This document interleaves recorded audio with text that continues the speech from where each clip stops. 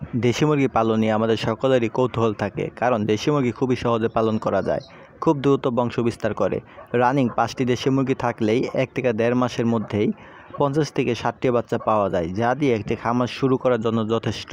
কিন্তু প্রিয় দর্শক, এখানে আসল কথা, দেশি মুরগি যেমন দ্রুত বংশ বিস্তার করে, ঠিক তেমনি খুবই অল্প সময়ে অসুস্থতার কারণে মুরগির বাচ্চাগুলো মারা যায়, যে কারণে একটি খামারি হয়ে ওঠার আগেই খামারের স্বপ্নগুলো সব মারা যায়।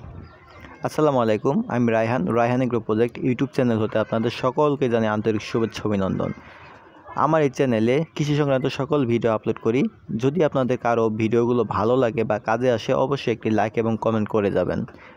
দেশি মুরগির বাচ্চা যখন ফুটে বের হয়, আমরা অনেকেই বুঝতে পারি না কি করতে হবে, কি খাবার দিতে হবে, বাচ্চাগুলোর কখন বাহির করতে হবে, কোন ওষুধ ব্যবহার করতে হবে এবং যত্ন কিভাবে নিতে হবে। বাচ্চাগুলো যখন ফুটে বের হয় অনেকটা দুর্বল থাকে। আমরা নতুনরা না জানার কারণে দুর্বল বাচ্চাগুলোকেই মায়ের সাথে বাহির করে দিই, যে কারণে বাচ্চাগুলো সর্বোচ্চ 2 থেকে 3 দিনের মধ্যেই মারা যায়।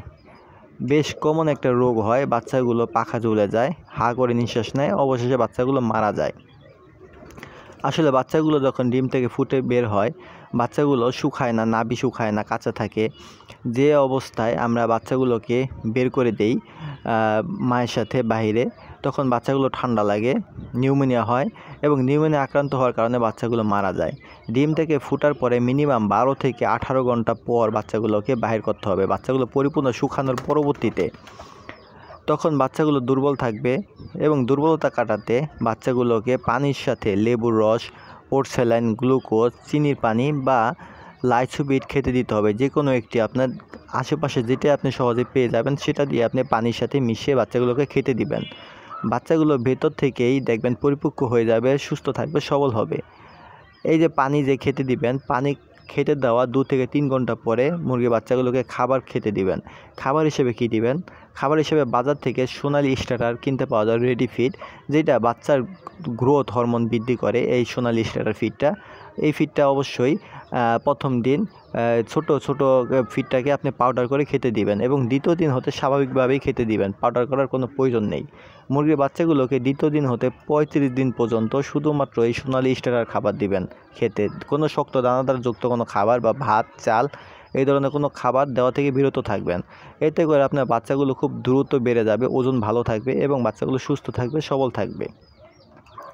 আরেকটা ব্যাপার, মুরগির বাচ্চাগুলোর বয়স যখন 4 থেকে 5 দিন, তখন মুরগির বাচ্চাগুলোকে থাইবিন, ভিটামিন B1 B2 যে কোনো একটা, হয়তো বা থাইবিন বা ভিটামিন B1 B2 এই ভিটামিন ওষুধটা খেতে দিবেন। সাথে জিঙ্ক সিরাপ অ্যাড করবেন লিটার 1 গ্রাম করে, এবং থাইবিন বা ভিটামিন B1 B2 লিটার 1 গ্রাম, জিঙ্ক 1 ml বা 1 গ্রাম করে পানির সাথে মিশিয়ে খেতে দিবেন। এতে করে মুরগির বাচ্চার রুচি ভালো থাকবে। আর ভিটামিন ওষুধটা দেওয়ার কারণে মুরগির কোনো ধরনের প্যারালাইসিস জনিত কোনো রোগ, হাত পা ব্যাকা, ঘাড় ব্যাকা হয়ে যাওয়া থেকে মুরগির বাচ্চাগুলো ভালো থাকবে।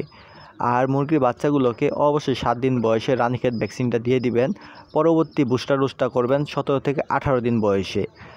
তার পরবর্তীতে আবার 2 মাস অন্তর বা 3 মাস অন্তর, সাধারণত 4 মাস পর করে আপনি 3 মাস পরই রানীক্ষেত লাইভ ভ্যাকসিনটা করে দিবেন।